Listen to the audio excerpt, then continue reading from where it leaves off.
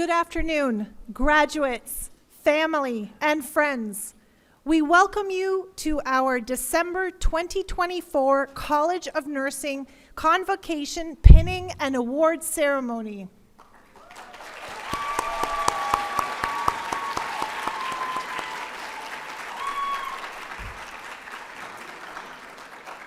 I am Dr. Marie-Claire Roberts, Executive Dean at the College of Nursing. Graduates of the class of 2024, you have worked relentlessly and diligently to reach this milestone, earning the respect of your professors, colleagues, and yourself at SUNY Downstate along this rewarding path. Please now stand for the national anthem, sung by our very own Michael Cooperstein.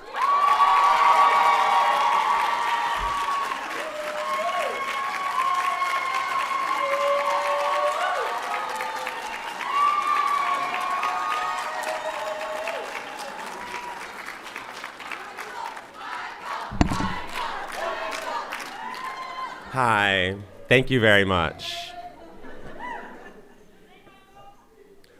Oh, say, can you see by the dawn's early light what so proudly we hailed at the twilight's last gleaming, whose broad stripes and bright stars through the perilous fight o'er the ramparts we watched were so gallantly streaming, and the rocket's red glare, the bombs bursting in air, gave proof through the night that our flag was still there. Oh, say does that star-spangled banner yet wave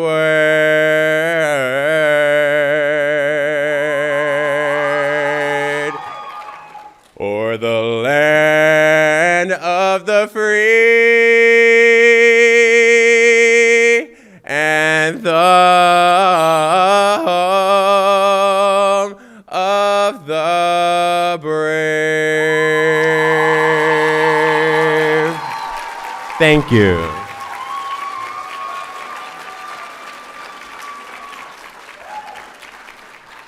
Thank you very much. You all may be seated. It is now my honor to introduce Dr. Lori Escalier, Dean of the College of Nursing, who will be giving opening remarks.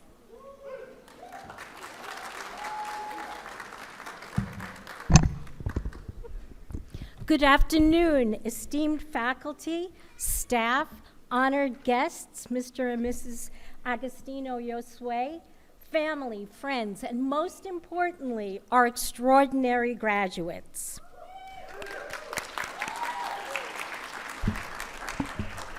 Today, we are celebrating a remarkable milestone in your journeys. As I look across the room, I see the future of healthcare, leaders, innovators, and advocates who will not only provide care, but transform lives. You stand here today, not just as graduates of a rigorous program, but as those who have answered a profound calling. Nothing is more than being a nurse. Nursing is more than a profession. It is a commitment to humanity's most sacred moments: birth, healing, and yes, even death.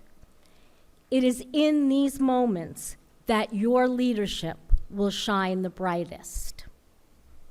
Leadership in healthcare begins with compassion. Your education has equipped you with knowledge, but it is your empathy and dedication that will make the difference.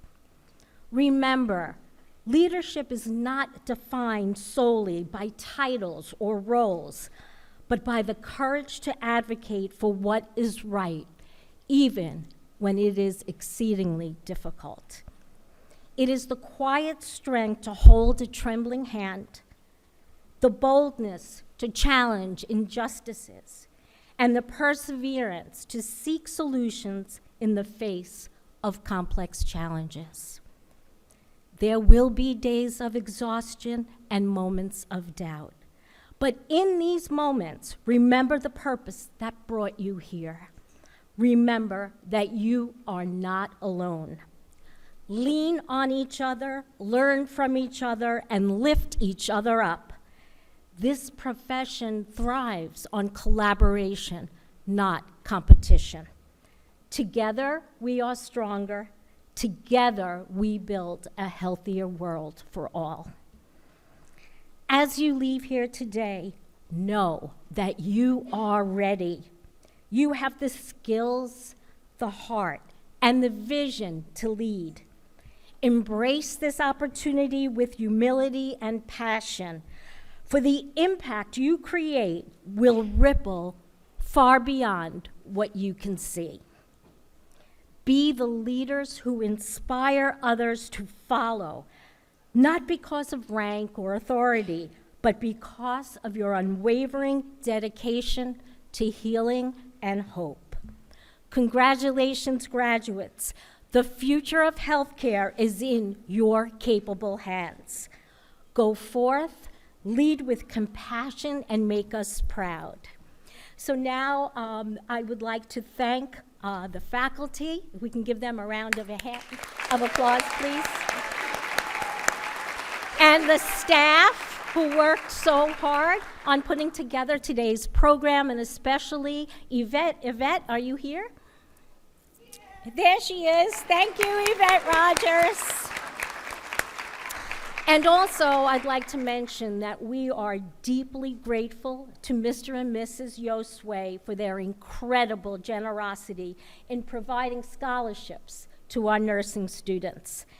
Their support empowers the next generation of nurses to pursue their passion for care and leadership in healthcare, removing financial barriers along the way. On behalf of our entire organization, we thank you for investing in the future of the nursing profession and for believing in the power of education to change lives. I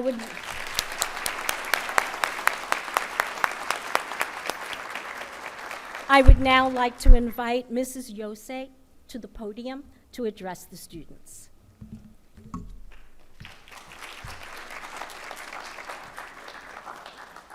Good afternoon. My husband and I'm Terry Yosway, and my husband has disappeared.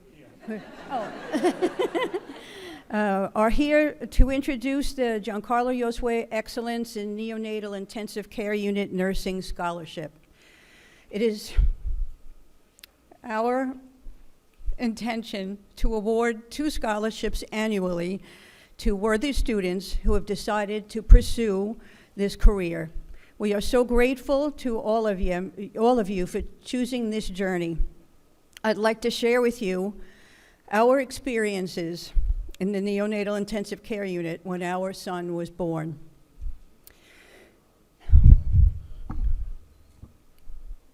It wasn't supposed to be this way.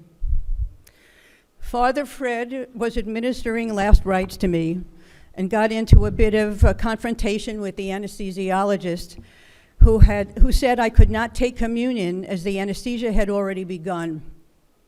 He said I could possibly choke. So Father Fred offered more prayers over me, took my hand and squeezed it, and left the OR. I was being prepared for a cesarean section. When I awoke, the first thing I saw was the clock on the opposite wall, and it read 2:55 a.m. The only sound I heard in the room was the shuffling of feet. There was no talking. The anesthesiologist was behind my head, and I had to ask, Did I have my baby?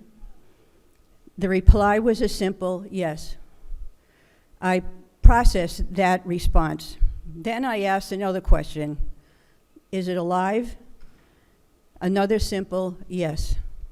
Finally, I asked, was it a boy or a girl? He said flatly, a boy. I didn't know what to think, as there was no cry, no one talking to me, just movement in the operating room. I must have fallen asleep shortly thereafter because several of the medical staff began to shake me to awaken me. They explained that the hospital in which we were was not equipped to take care of my son. He needed to be transported to another hospital where he could get the best care. I asked what was wrong with him, and my head began to spin with all sorts of frightening thoughts, and I started to cry. The staff was comforting me, assuring me that this move was the best scenario for my son. Sometime later, they rolled the transport incubator next to the operating table and asked me to look at him before they took him away. There was a glare from the light above, and I couldn't see him. In actuality, I didn't want to see him because within a short period of time and the lack of explanation, I realized that there was a good possibility that he would not survive, and I didn't want to remember him. Off he went. I was taken to the ICU where I saw my husband so tired and so worried. I was attached to many pieces of equipment. I had a catheter, machines were beeping, nurses were coming in and out, attending to me. And they explained to me, when I was almost fully aware of my surroundings, that I was preeclamptic. What was that? The doctor who attended me for my 4th-month appointment earlier in that day was a replacement for my obstetrician who was on vacation. He told me that my blood pressure had arisen dangerously and the baby had to be taken. That day was August 26, 1982. My due date was November 4th. I spent at least a week in the ICU. I was given phenobarbital blood pressure medications 3 times a day as my blood pressure remained high, antibiotics, and a host of other medications. I pumped my breast milk, and the tiny bottles were transported to the hospital for my son. But shortly thereafter, I was told to stop, as the medication I was taking was passing to him. We lived on Long Island at the time. My husband worked in Manhattan, and after a few days, when I seemed stable, he needed to return to work. Each night, he would come to see me and then drive to the hospital where our son was to see him. He told me that our son was being taken care of around the clock by 3 primary nurses, Kathy, Janet, and Dean Escalera. They would explain all that was being done to care for my 900-gram, 14-inch long baby that we named Giancarlo. Dean Escalera was kind enough to give my husband a Polaroid photo to bring to me that I could see my tiny son. I still have the photo and many others that were taken during the 3 months that he was in the neonatal intensive care unit.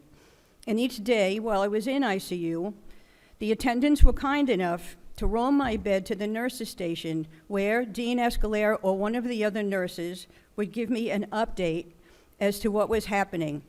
I never let go of that photo. I was transferred from ICU to a regular room, and after a few days, I was released, still on phenobarbital, the blood pressure medications, and probably some other things, several times a day. It was time to meet my son, my only child. The security and the hygiene protocol was far less restrictive than it is now. We had to wear a paper gown and wash our hands thoroughly, but almost anyone could come into the NICU that had the permission of the patient's parents. I had no idea what to expect. Dean Escalera was there, and she brought me to the isolette to meet my son. Lying there was a tiny creature with absolutely no fat on his body, with a series of IVs in particular limbs and places, machines tracking all of his vitals. I opened the door to his isolette and softly said, "Hi, baby, I'm your mother." I reached in to touch his little arm, but he recoiled. I was horrified. Dean Escalera told me that he had very thin skin, so my touch may have irritated him. The explanation comforted me, as I thought he didn't want me near him.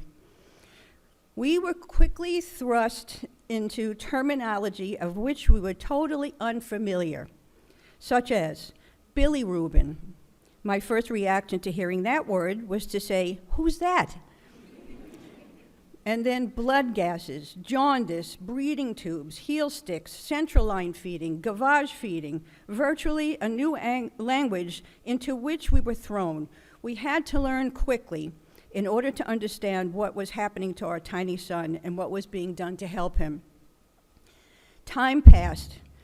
I could not return to work for a year. I was at the hospital every day, and my husband came every night.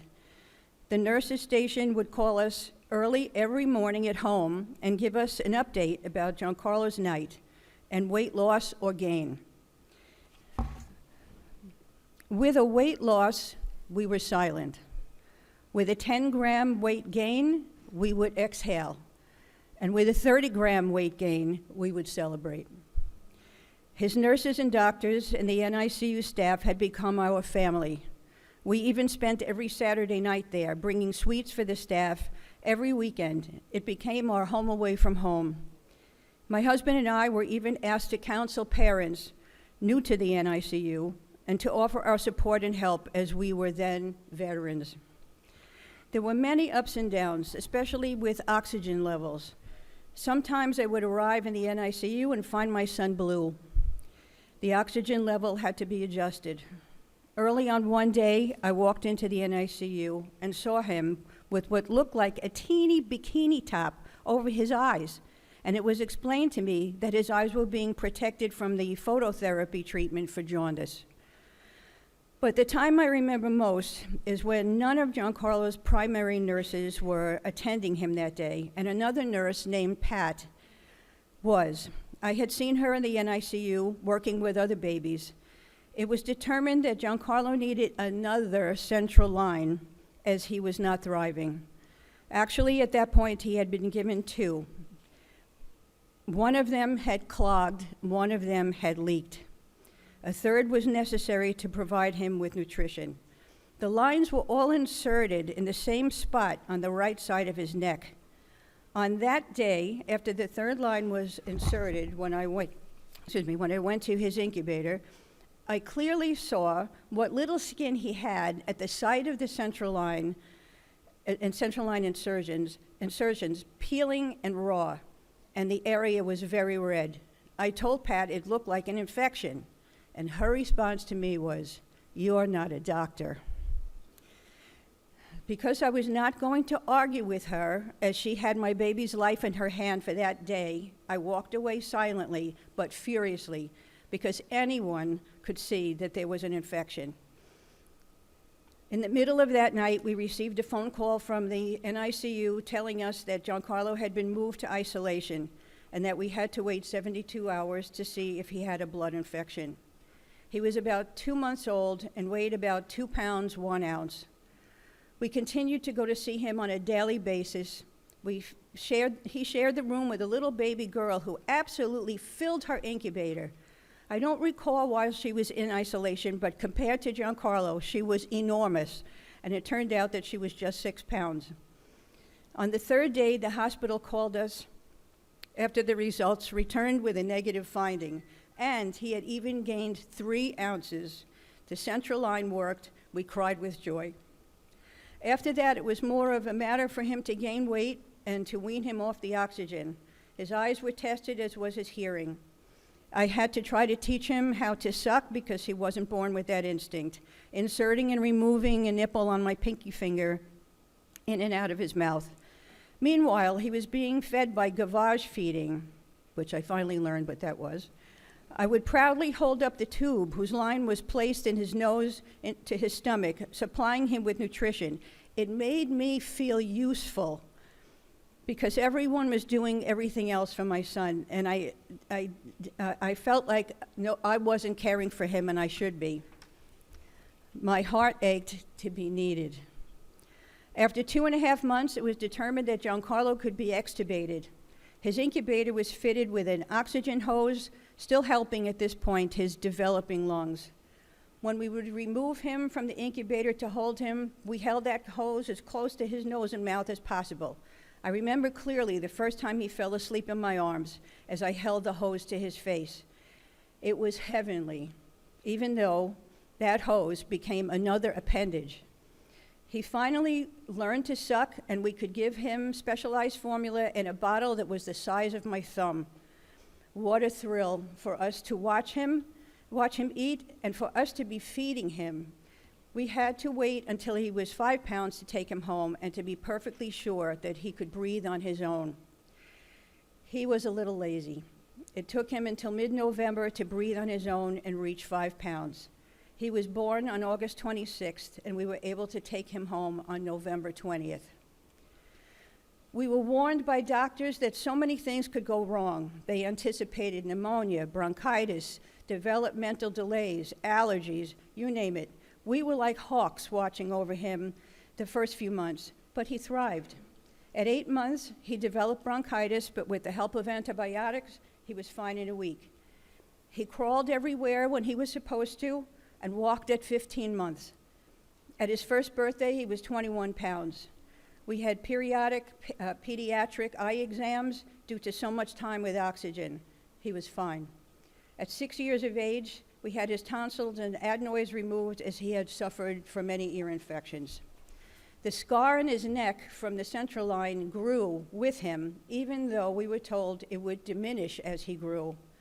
So when he was a young teenager, he asked that it be removed because wearing a dress shirt or a turtleneck really hurt his neck. Our friend, at that time a plastic surgeon, removed it as best as he could. The irritation disappeared, but the scar remained. Giancarlo was an excellent student. He started playing the violin in 3rd grade and subsequently taught himself to play most of the stringed instruments. He was accepted into the National Honor Society in high school, winning several academic awards at graduation. He attended Fordham University in the Bronx, where he majored in international political economy and won the prestigious Rodriguez Award. He spoke 4 languages fluently, and together with us, he traveled broadly. He did a banking internship in Argentina and eventually began working and living in New York City after graduating from Fordham.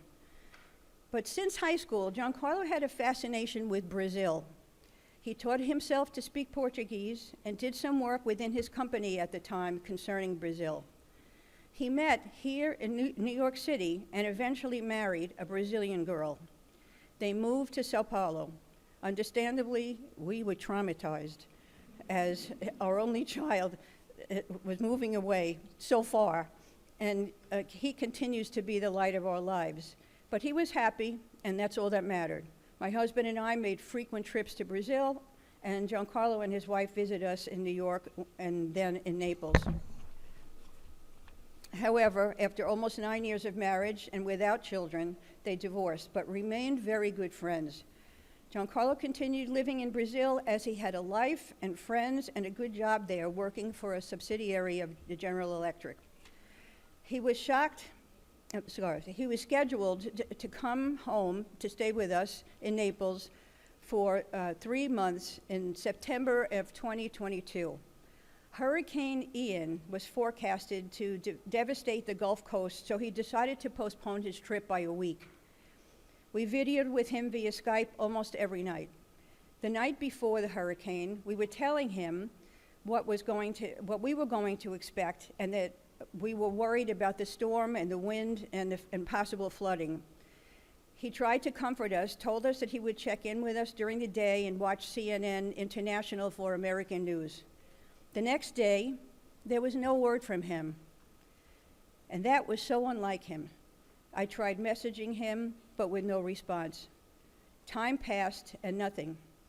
We called his phone. We contacted his friends and his coworkers. They had spoken with him the day and the night before and said there didn't seem to be a problem, and that he told them that he was taking that day off to pack to come to us for a trip in just 3 days. Finally, we contacted his ex-wife and asked her to go to the apartment. she went and found him deceased. We imagined that he had been there for many hours. She called us with the devastating news. We had to make immediate plans to go to Brazil, but there was no internet due to the storm. A friend was able to get in touch with a family member in Virginia who made flight plans for us to go to Brazil from Miami. No car service would take us across the state to Miami due to the hurricane, so we just got in the car and navigated the interstate as best that we could. The weather got better as we approached Miami. What follows continues to be the nightmare of our lives.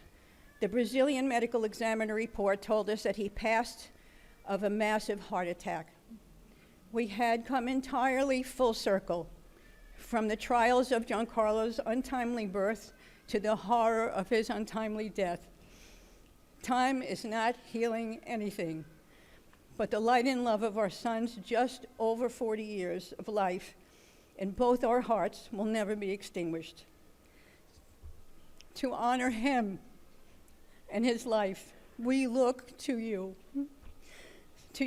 who are working and studying to give life and hope, to the tiniest of all who have no voice, as you unravel the riddle of their complications and whose parents and families are absolutely helpless, thrown so unexpectedly into a mysterious world of unprecedented worry, so strange and unfamiliar. In Giancarlo's name, we encourage you to continue this very brave path. We are ceaselessly and undyingly grateful to Aunt Lori, as she had become to be known, to Kathy and Janet and Mary Jane for allowing us to have and to love our baby for 40 years. Please continue this journey, remembering our beautiful son, Giancarlo, and for families like ours who need you, who depend on you, not only to help heal their newborn loved one, but to understand their needs as parents and those circumstances and conditions surrounding the immediate family members as they navigate through this tangle of unexpected difficulty and trauma. Thank you very much.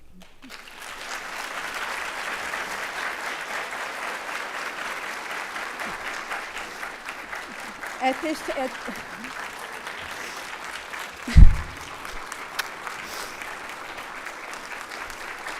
you so much. At this time, I would like to acknowledge the first two recipients of the Giancarlo Josue Excellence in Neonatal Intensive Care Unit Nursing Scholarships. I understand that Alexis Machado is not feeling well today, but Lou Christie is here, and we want to meet him.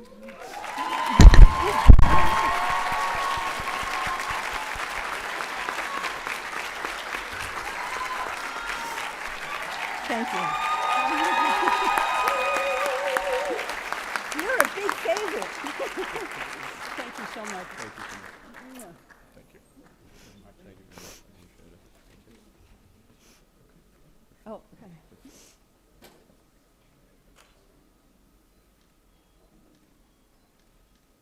Thank you. Thanks again. Good job.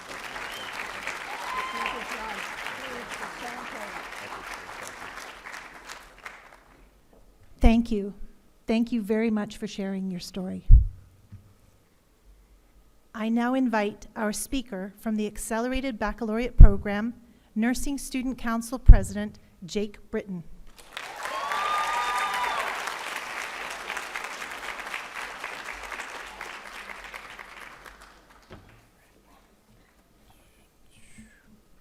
All right.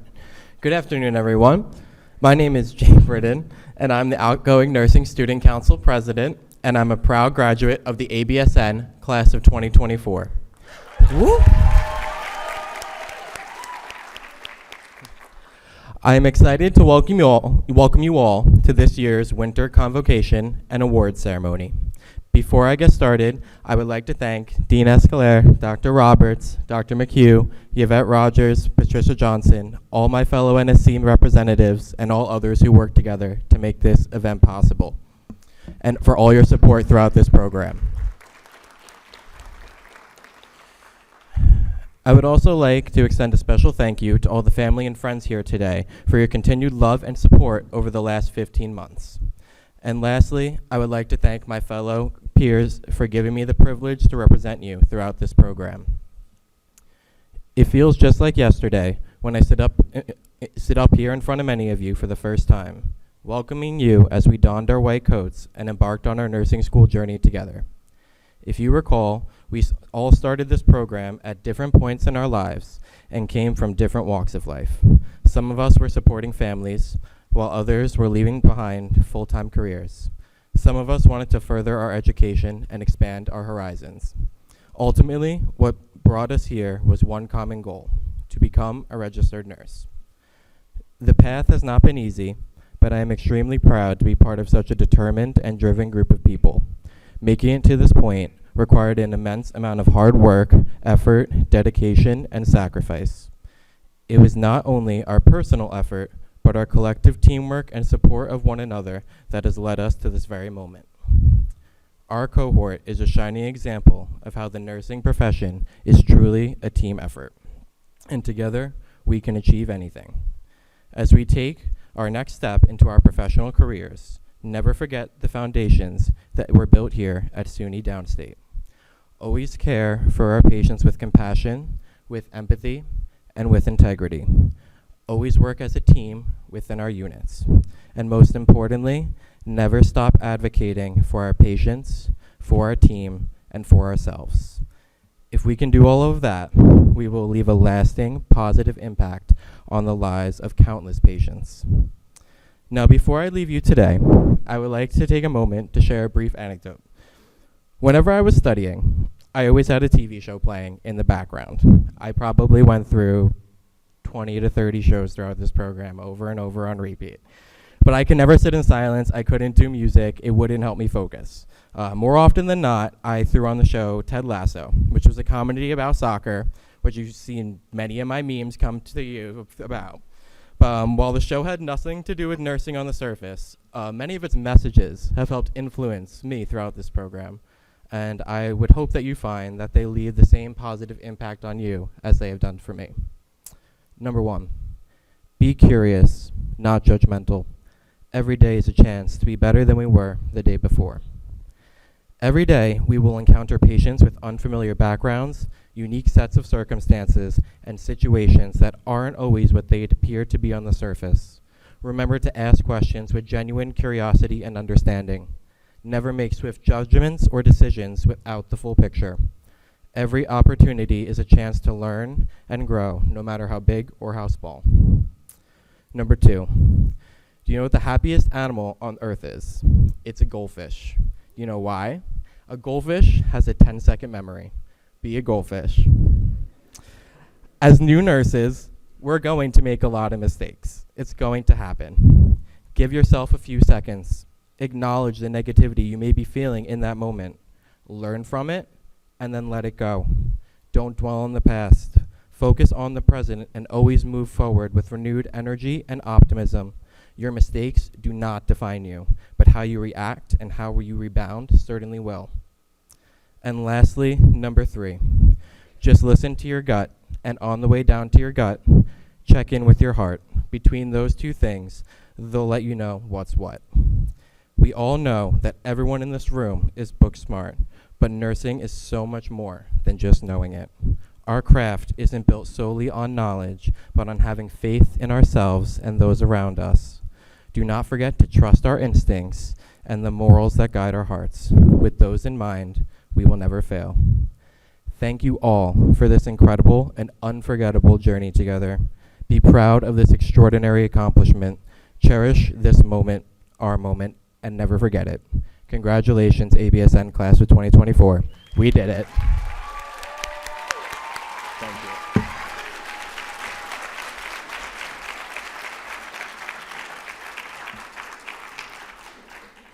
Thank you, Jake. I now invite our student speaker from the Doctorate of Nursing program, Jenny Cherian.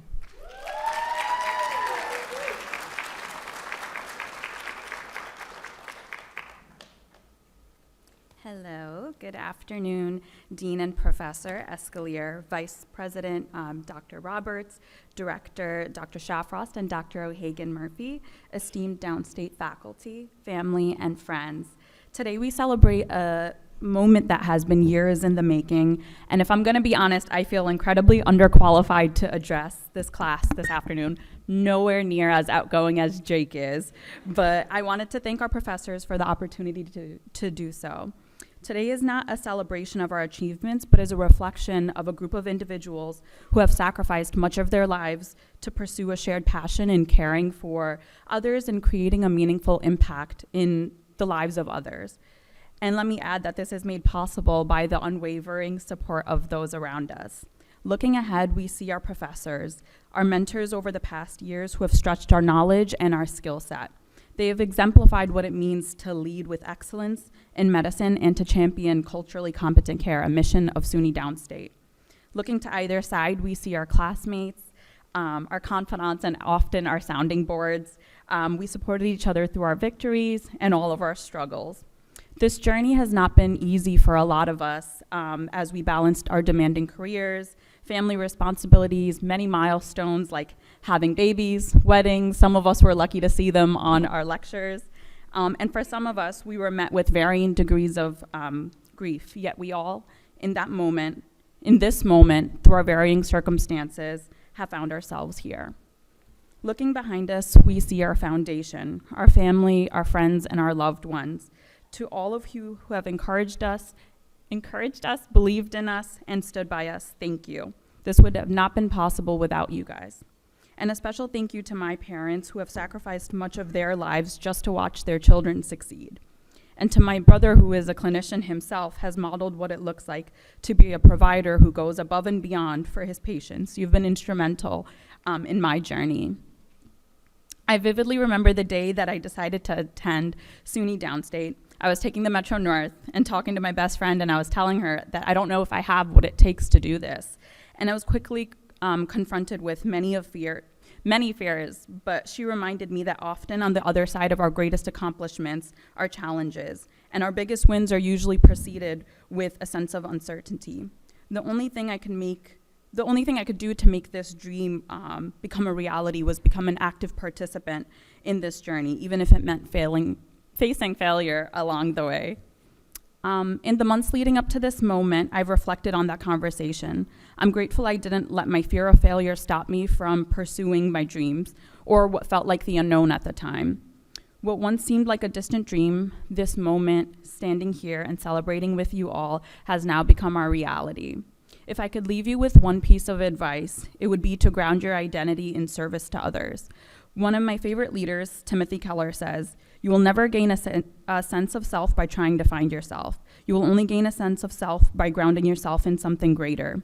He reflects on the verse that whoever shall seek to save his life shall lose it, and whoever shall lose his life shall preserve it. We live in a world that's actually centered around discovering our sense of self. This is especially pertinent as we step into new roles. However, I wanted to remind you that fulfillment and purpose come when we posture ourselves into caring for others. It comes from anchoring our identity in something greater. And for me, that was the gospel, and that was transformative in my life. And for you, that might look different. And I welcome that conversation to anyone who may be interested in that. But as you enter your new roles, I encourage you to serve and learn from those around you.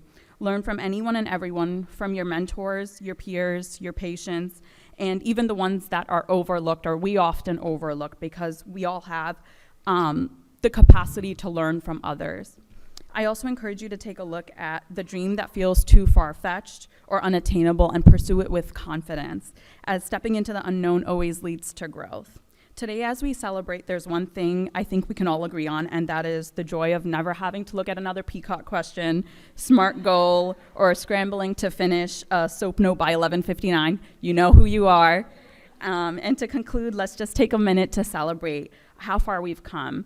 To the graduates, as we step into a field that will challenge us, inspire us, and mold us, let us always remember the profound privilege it is to serve as nurses, nurse practitioners, and leaders in healthcare. May we embrace the power of empathy, the pursuit of life learning, and above all, the call to serve. Congratulations to the class of 2024.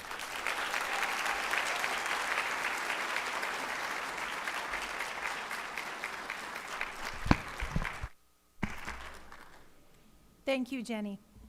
At this time, we will begin the awards portion of our ceremony. Awards are not just about recognition. They symbolize excellence, commitment, an unwavering spirit that defines nursing as a profession. It is a great honor to present the recipients of the following awards. Please come to the stage when your name is called. The Zahara Zaid Scholarship Award is awarded to students from an underrepresented or minority group who have excelled in community work. We would like to present this award to Salma Khan and Olyenki Olorunju.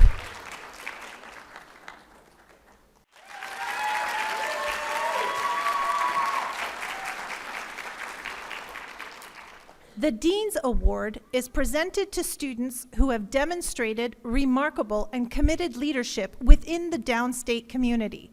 We would like to present the awards to the following students: Jake Britton, Laura Seidman, Daya Verma, Jillian Craig, Cindy Jing, Karina Munez, Matthew Sanders, Krista Matthew, Lee Cohen, Casey Venturelli, Monica Yu, Samuel Rudy, and Shanae Robinson.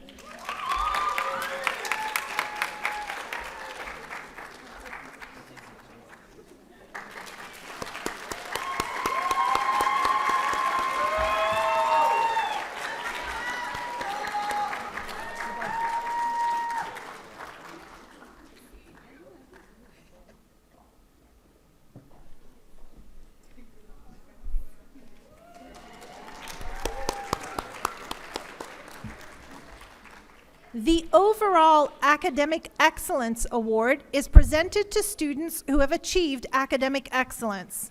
We would like to present this award to Tatiana Makarenko, Samuel Rudy, Carissa Cogli-Migilio, and Sean Jeffrey.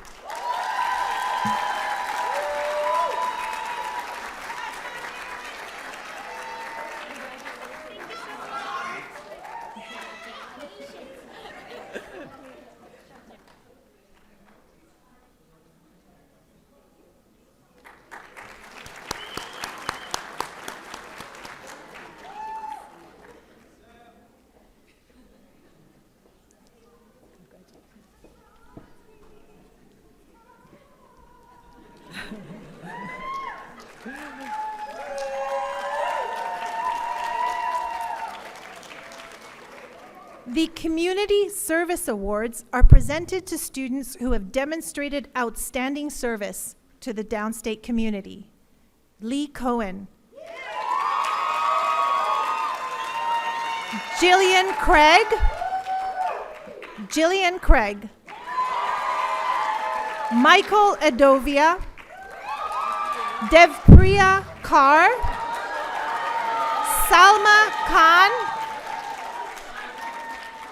Salma Khan, Nicole LaRubio, Tatiana Makarenko, Krista Matthew, Stella Matthew, Anna Ree, Roxanne Richards Francis, Julia Rosenfeld, Samuel Rudy, Ima Ruiz, Laura Ryan, Matthew Sanders, Miriam Valmuez, Casey Venturelli, Monica Yu, Melissa Bolton, Ashley Hall, Devpriya Kaur, Grace Lee, Brianna Melling, Mariana Neransnitz, Sienna Nikolic.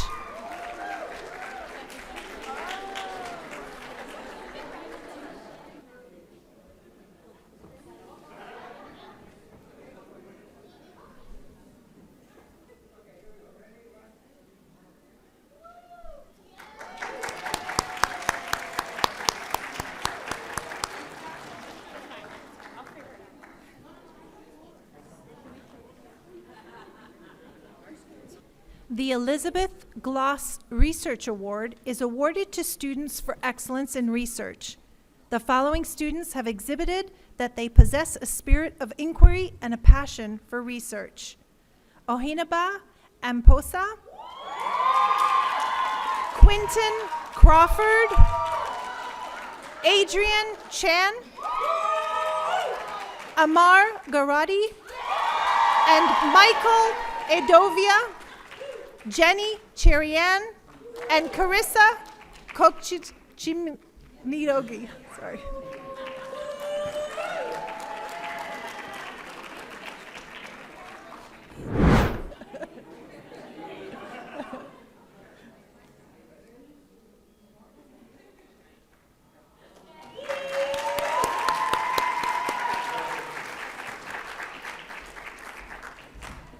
I would now like to present the Giving Tree Awards.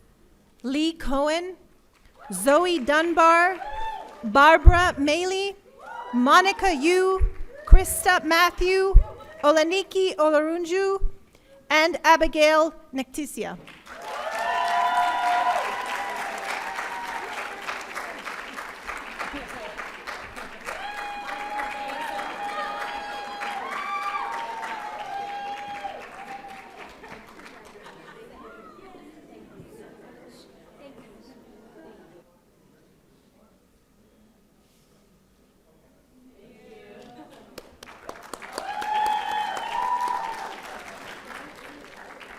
At this time, I would like to welcome Dr. Sarah Marshall to the podium to present the NACLI Award.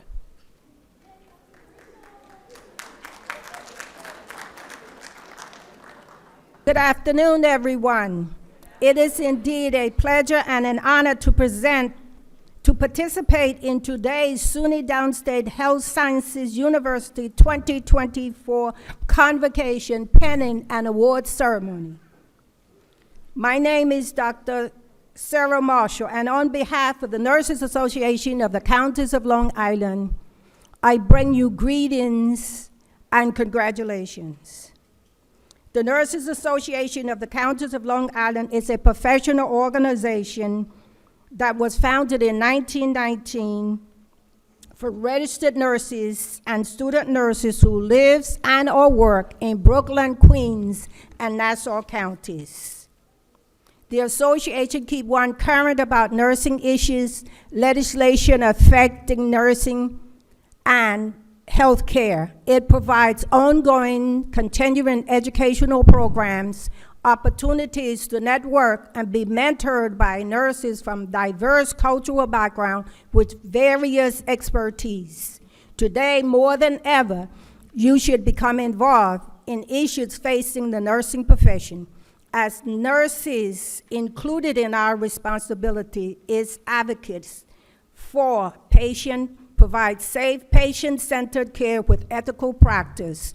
This is best achieved with membership in the Professional Nurses Association, which may offer awareness, guidance, leadership, and resources. The Nursing Student Leadership Award is being presented to 2 students in your class who was chosen because of exemplary leadership. This award consists of a certificate, a pen, and 1-year complimentary award in the Nurses Association of the Counties of Long Island.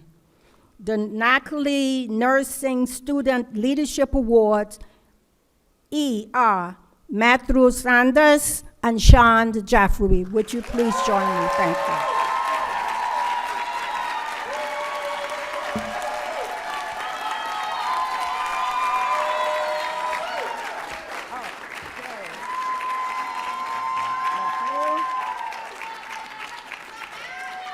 Thank you so much. This is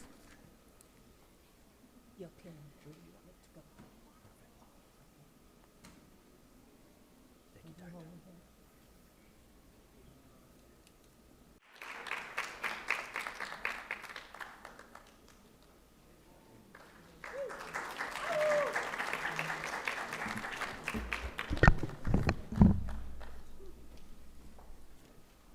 Thank you, Dr. Marshall, and congratulations. Congratulations to all. We will now move on to the next portion of our ceremony, pinning. The pinning ceremony is a symbolic nursing tradition that welcomes newly graduated nurses into the nursing profession. Please join me in welcoming Associate Dean McHugh to the podium for the pinning of our ABSN students.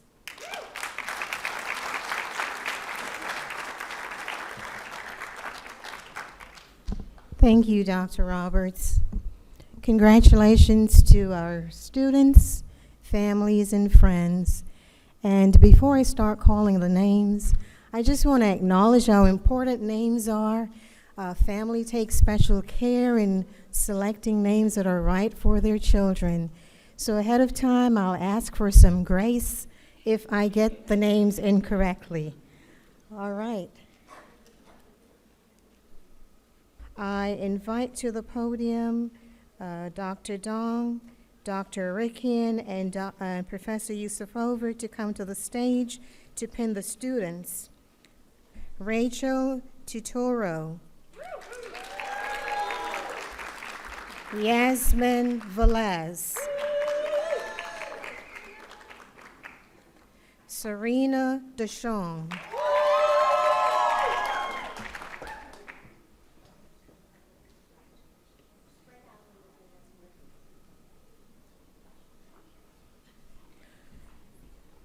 Rochelle Freeman, Tajnia Ahmed, McCallan Stringer.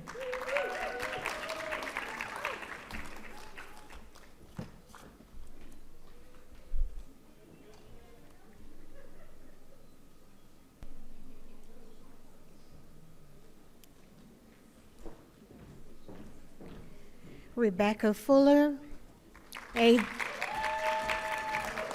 Adriana Almanzar, Cindy Jiang,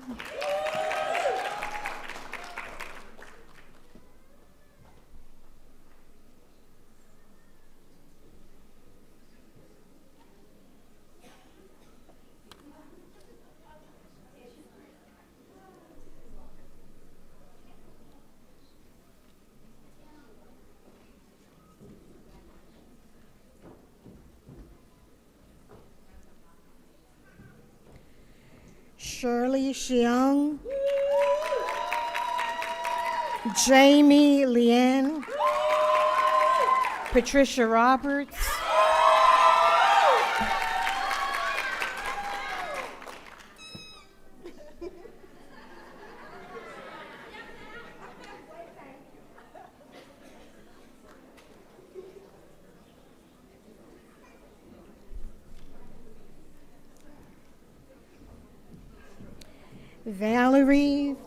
Valerie Forrester Williams, Melissa Bolton, Daniel Reed,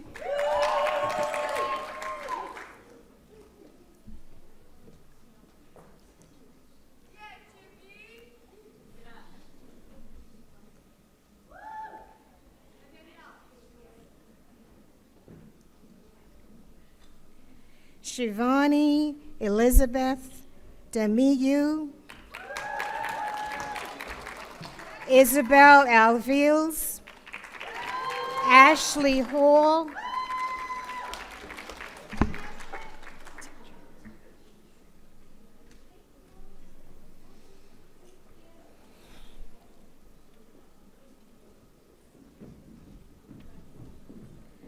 Michael Cooperstein,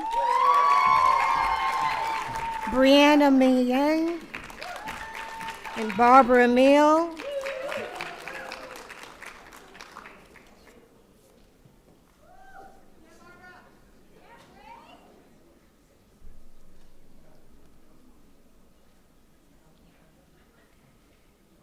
Sienna Nikolic,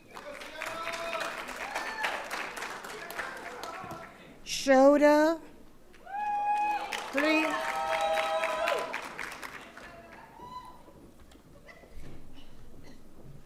Aida, help me a bit with this one. Rihamat.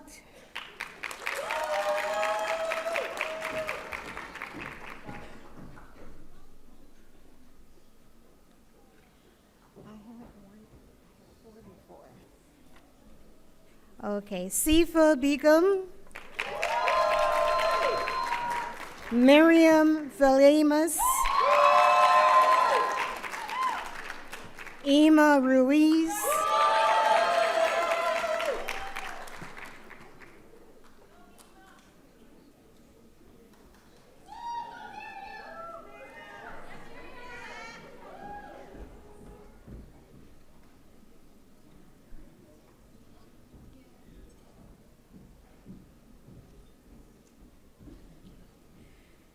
Karima Munez,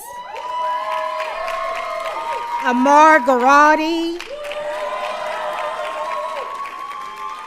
Quentin Crawford,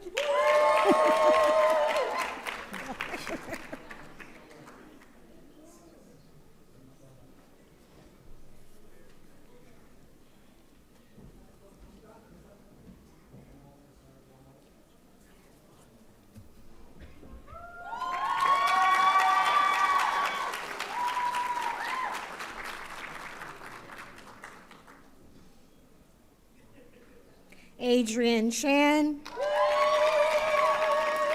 Michael Endovia Osagidige,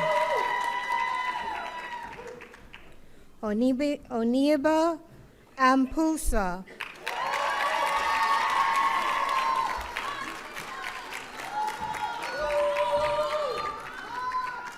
did I call Adrian? No, Adrian.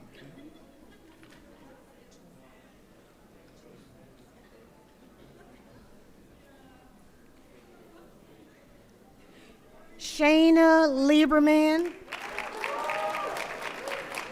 Gabriella Goldsmith, Ruth Silver,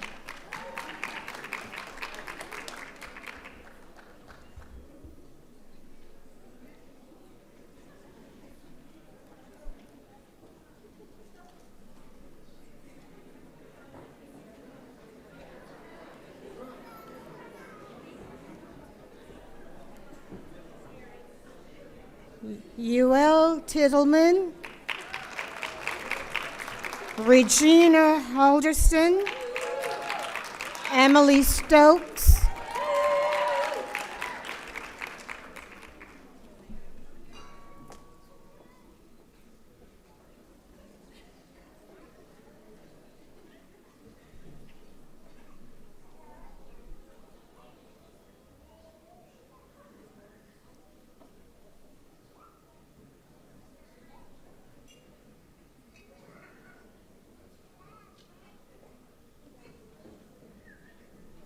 Katharina Stokes, Mariana Norentinas, Michelle Pugway,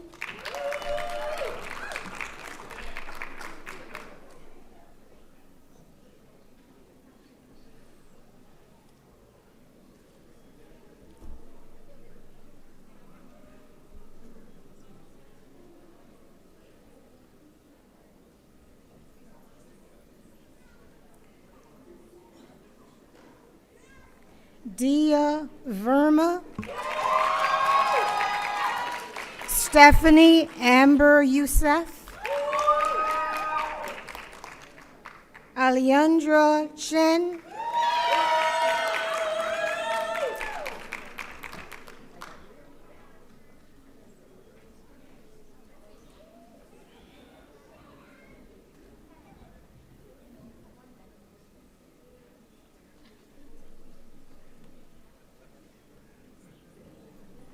Stephanie Chen, Grace Lee, Utste Norville,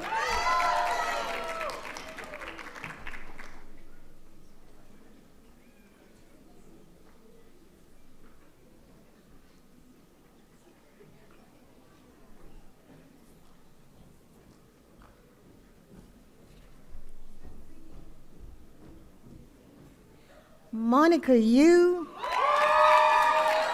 Anna Ree, Ariella Wang.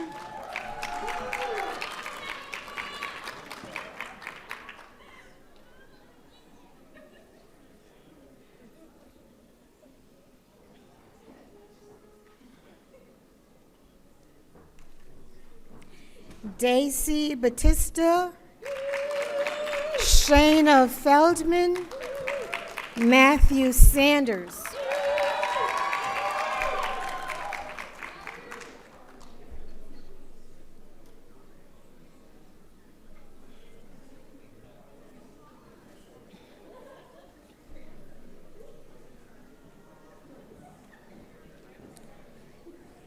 Ariel Brutus,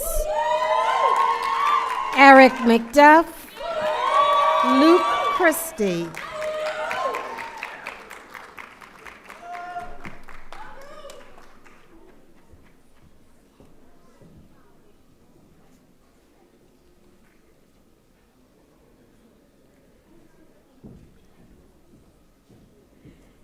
Dylan Newstub, Shayna Vadney, Devpriya Kaur.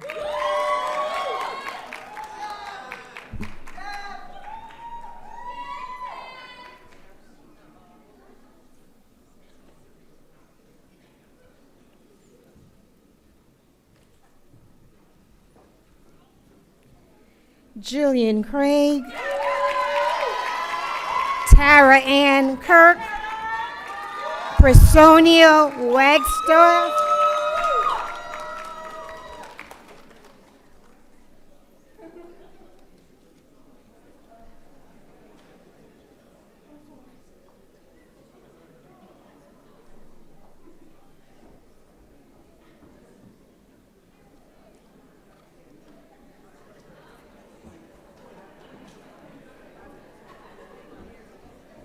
Shanae Robinson, Shamar Powell,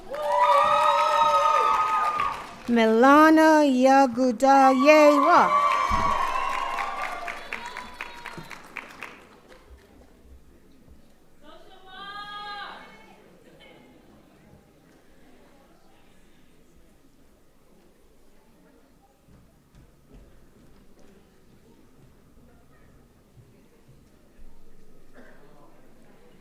Laura Marie Ryan,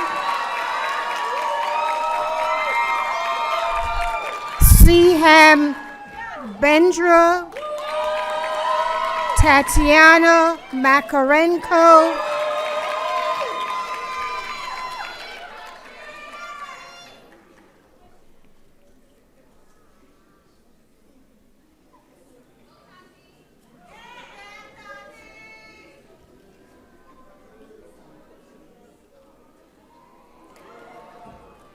Julia Jules Rosenfeld,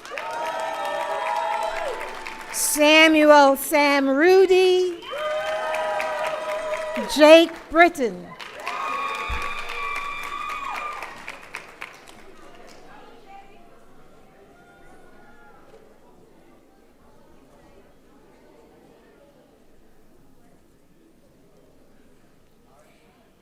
Catherine Edel, Laura Seidman, Krista Matthew.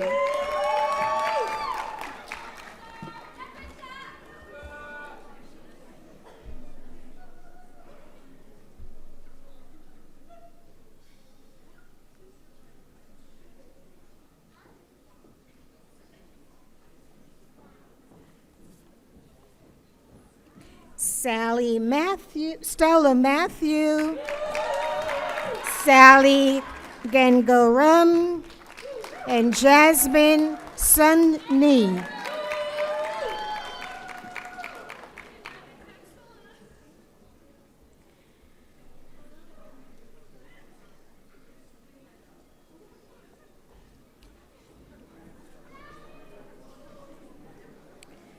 Sable Wilson McCrae, Anna Hernandez, Erica Ukalima,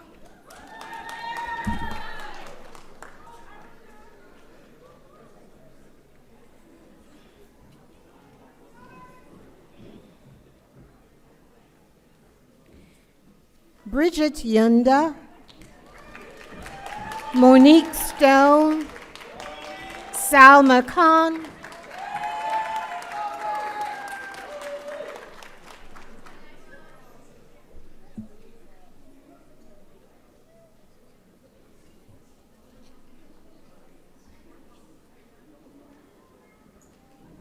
Nahida Begum, Robert Barbara, Ashley Blake,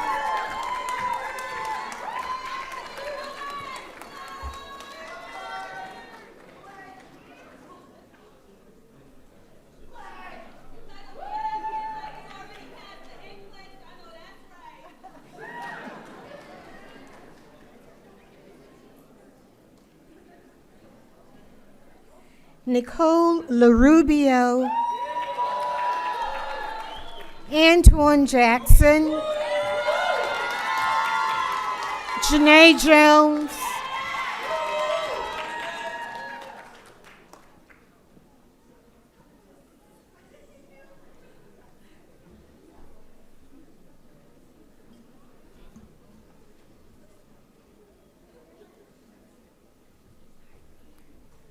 Lee Cohen, Casey Venturilli, Roxanne Richard Francis,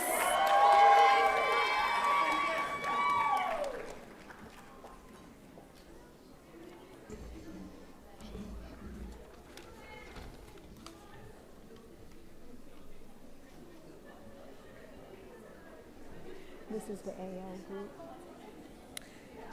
I would like to now invite Dr. Shafras to the stage to present the students of our DNP graduating class.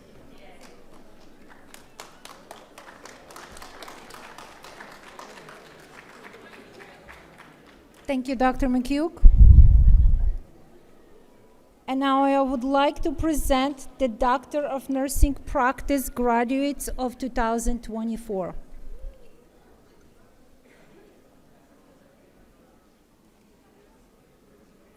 Kayla Laporte,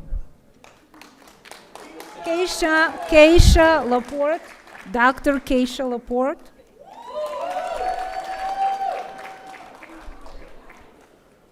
Dr. Slima Duvivier, Dr. Bridget Kemarov, Dr. Abigail Anketsha, Dr. Carissa Cachamilio,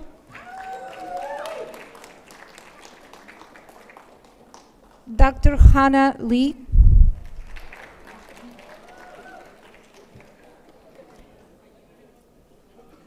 Dr. Cassandra Caesar,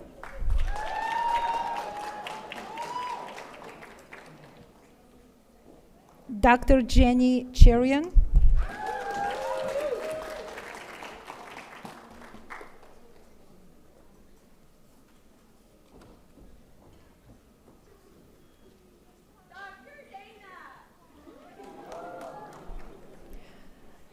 Dr. Dina Fantuzzi,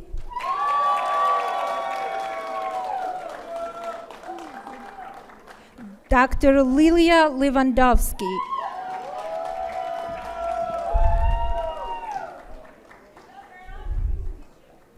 Dr. Nicolas Bailarzo,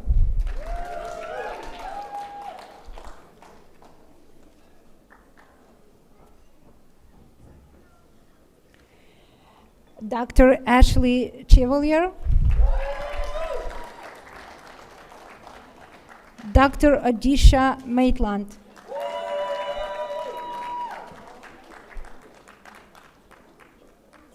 Dr. Sean Jeffrey,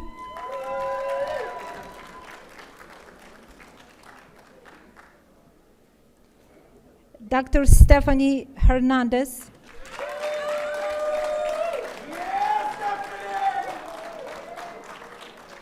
Dr. Jocelyn Gonzalez,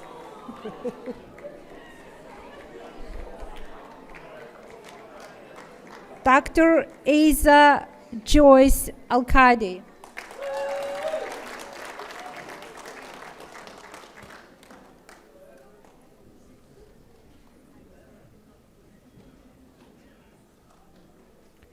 Dr. Lazaria Thomas.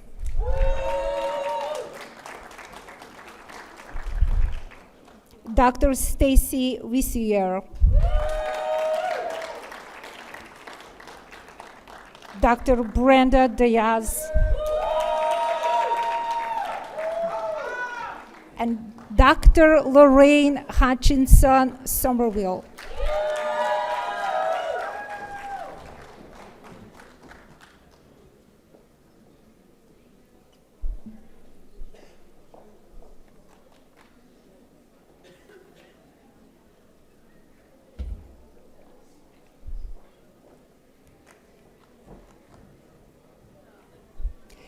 Congratulations, the Doctor of Nursing Practice graduates of 2024.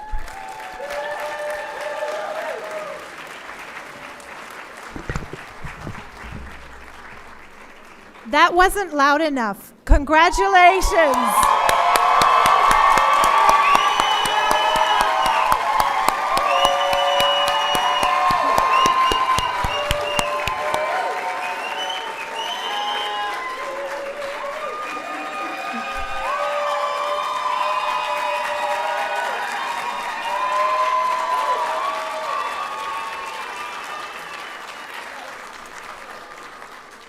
And now, please turn to your nursing oath in your program. It's going to come up on the screen. Would all of our nursing students stand as we recite the oath together? We also invite all nurses in the audience to stand and join us in reciting the oath. ABSN students, please turn on your lamps. All right. I'm going to say one sentence and then you will follow. As a nurse dedicated to providing the highest quality care and services, I solemnly pledge that I will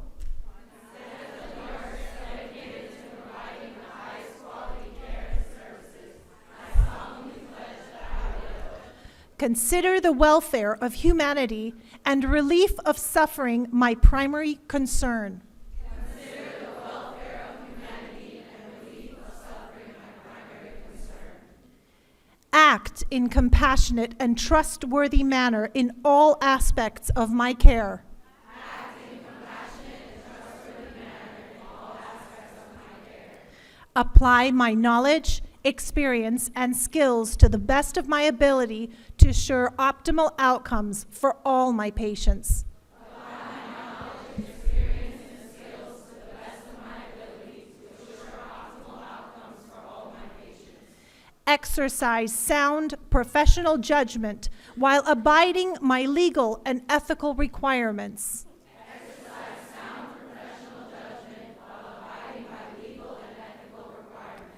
Accept the lifelong obligation to improve my professional knowledge and competence.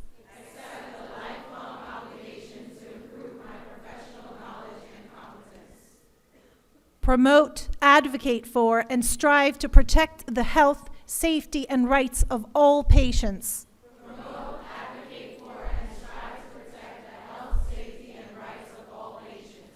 I take this oath voluntarily with the full realization of the responsibility with which I am entrusted by the public. I take this oath voluntarily with the full realization of the responsibility with which I am entrusted by the public. Please be seated.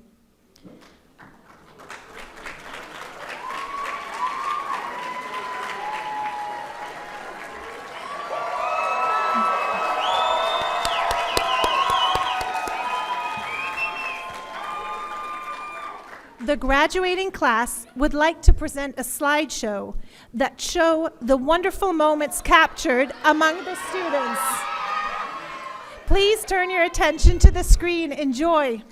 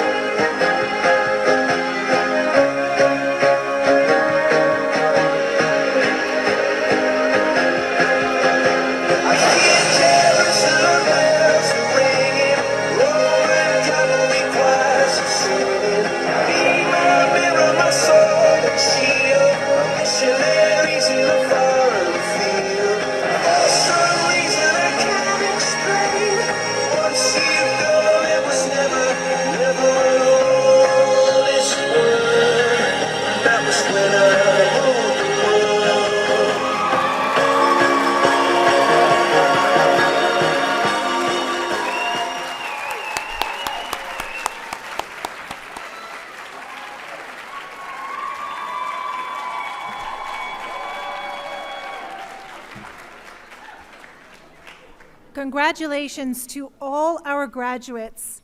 Best of luck on your journey. This is just the beginning. Thank you and congratulations.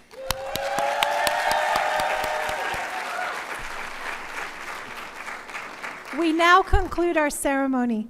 Please allow for the students to leave the auditorium before our guests leave. Thank you so much.